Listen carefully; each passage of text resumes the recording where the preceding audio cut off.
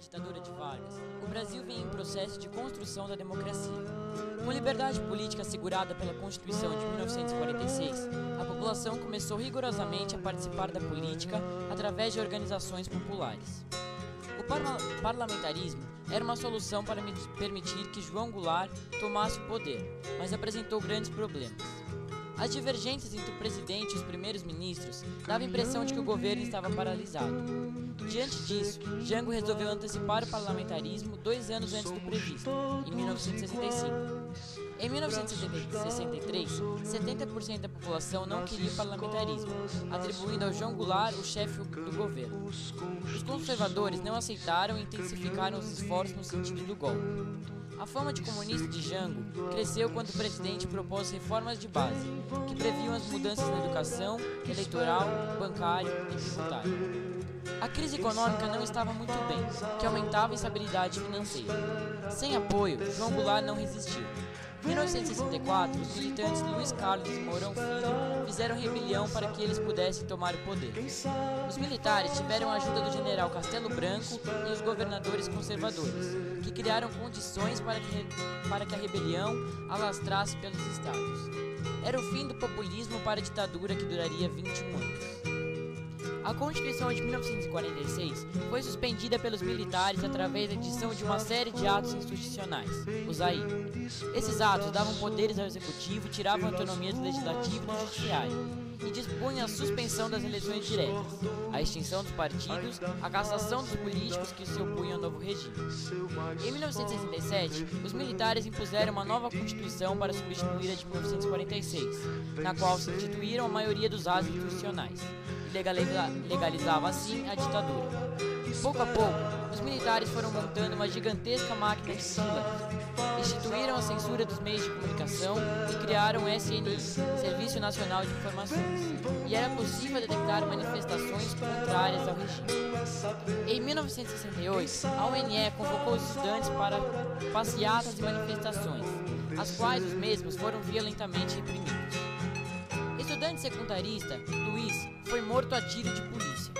Poucos dias depois, mais de 100 mil pessoas saíram às ruas da cidade para denunciar o assassinato e protestar contra o governo na chamada Passeata dos 100 mil. Nas cidades de Minas Gerais e São Paulo, ocorreram as primeiras manifestações pós-64. Em resposta a essas manifestações, o governo militar recrudesceu a repressão. A frete ampla foi considerada ilegal e teve de encerrar suas atividades. Intensificou o controle sobre as organizações civis, proibiu as passeatas que ainda continuavam. Márcio Moreira Alves conclamava a população a boicotar as festividades de 7 de setembro, como forma pacífica de manifestar repúdio ao autoritarismo do governo. Os parlamentares não autorizaram aos militares a processar o deputado. Decretou o ato institucional A5, um dos mais arbitrários. Impossibilitados de atuar, muitos grupos da oposição à ditadura não encontraram outra forma a não ser pelas armas. Inspirado na experiência cubana, adotaram guerrilha no campo e na cidade, com o objetivo de derrubar o regime militar. Para poder comprar armamentos, roubavam bancos, sequestravam embaixadores estrangeiros a fim de trocá-los por presos políticos. A ação não deu certo. Os guerrilheiros, a maior parte, acabaram sendo presos ou mortos. Os sobreviventes tiveram as suas fotos espalhadas pelos países com a identificação procura-se terroristas. O governo, por sua vez, usa a guerrilha como desculpa para intensificar ainda mais as ações repressivas. O golpe militar contou com o apoio da burguesia brasileira, partidários da ideia de que o país deveria passar por um novo processo de modernização e crescimento econômico. Os militares puseram em prática este projeto, que ficou chamado de modernização conservadora. Para pôr em prática o processo de modernização, o governo passou a intervir na economia e a investir nos setores considerados estratégicos para o crescimento do Brasil. Contavam com empréstimos de bancos estrangeiros. Os transportes, setor energético e as comunicações e a siderúrgica tiveram tratamentos especiais. No setor industrial, teve os investimentos ampliados.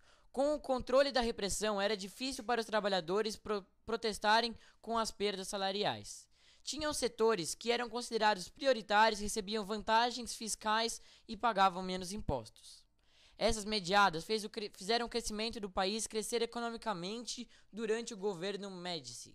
Porém, nem todas as ações do governo promoveram avanços.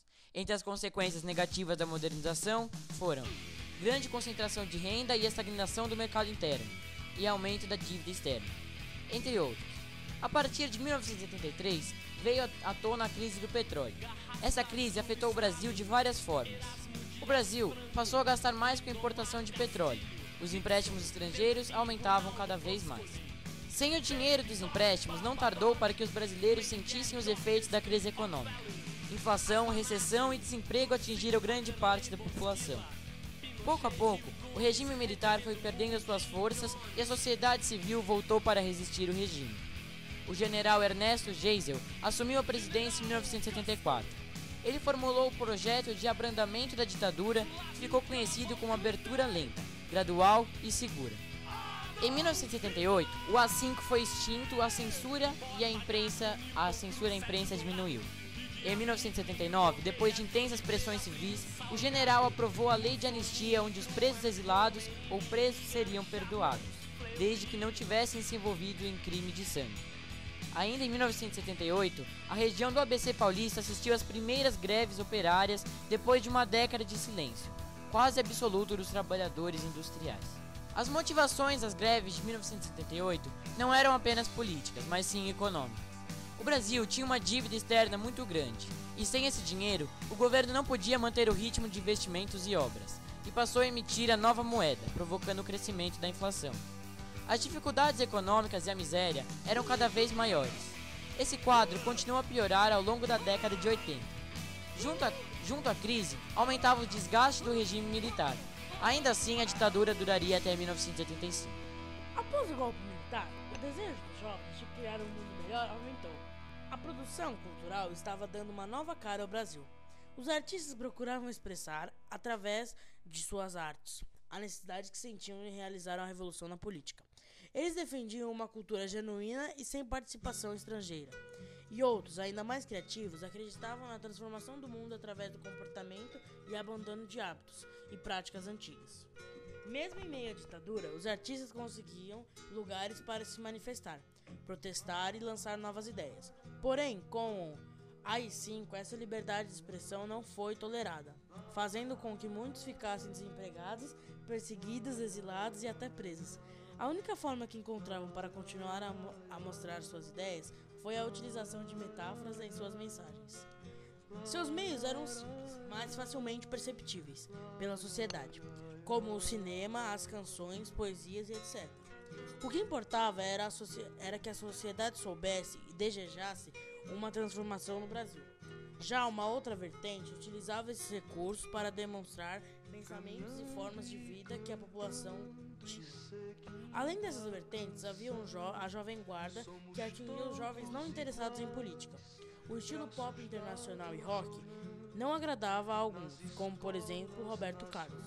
Foi em 1960 que houve a popularização da televisão, o que fez com que o Brasil ter sua cultura alterada, principalmente no Rio de Janeiro e em São Paulo, onde estavam sediadas as principais emissoras. A democratização, esperanças e decepções. Depois de mais de 2 décadas de ditadura militar, os civis reassumiram o poder político no Brasil e deram início à redemocratização. A campanha pelas diretas já mobiliza o país.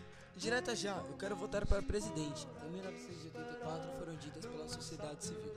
Foi organizada pelo deputado Dante Oliveira ao Congresso Nacional, que, se aprovado por 2/3 dos parlamentares, possibilitaria aos cidadãos brasileiros escolher o sucessor do general João Batista de Figueiredo na presidência da República. Diante da pressão popular, os militares reprimiram as manifestações, que foram taxadas de comunista e ameaçavam amadurecer a ditadura.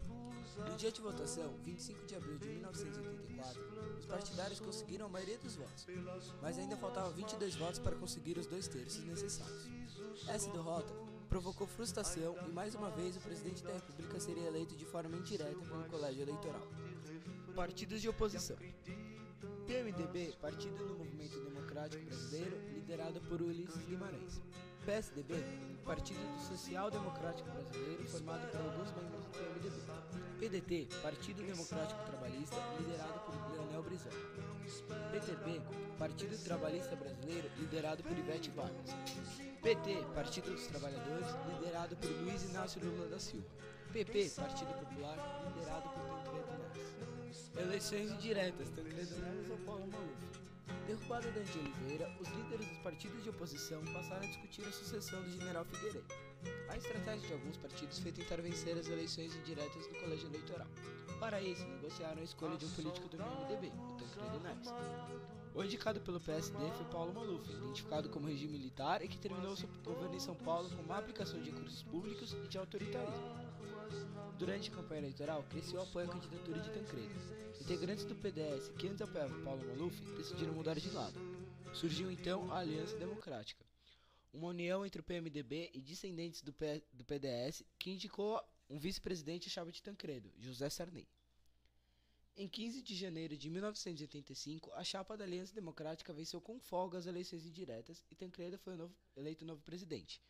Era o fim de 21 anos de ditadura militar. O país tinha novamente um presidente civil e a oportunidade de restabelecer a Constituição de 1988. Para se consolidar a redemocratização do país, era necessário elaborar uma nova Constituição. Em fevereiro de 1987, os deputados e senadores eleitos no ano anterior compuseram o Congresso Constituinte, que durante 20 meses encarregou-se a redigir a nova Carta Magna. Essa Constituição assegurava direitos sociais e trabalhistas e reafirmava os direitos civis de inspiração iluminista. As eleições para presidente, governadores e prefeitos, que devem ser diretas e com voto universal e secreto. A independência entre os três poderes, legislativo, executivo e judiciário. O direito a voto obrigatório para maiores de 18 anos e facultativo para analfabetos, jovens entre 16 e 17 e maiores de 70. Os direitos individuais proibindo a tortura e a prisão sem determinação judicial e garantindo a liberdade de expressão e reunião. A inviolabilidade de correspondência e o habeas corpus. Os direitos trabalhistas, determinado a 40% do saldo do FGTS em caso de demissão sem justa causa, acréscimo de 50% no valor das horas extras, direito à greve, licença maternidade 120 dias e licença paternidade. A proibição do racismo, tornando-se um crime inafiançável. O reconhecimento do direito dos indígenas sobre as terras que tradicionalmente ocupam. Enfim, eleições diretas. Após 29 anos, a população votaria a eleger um presidente.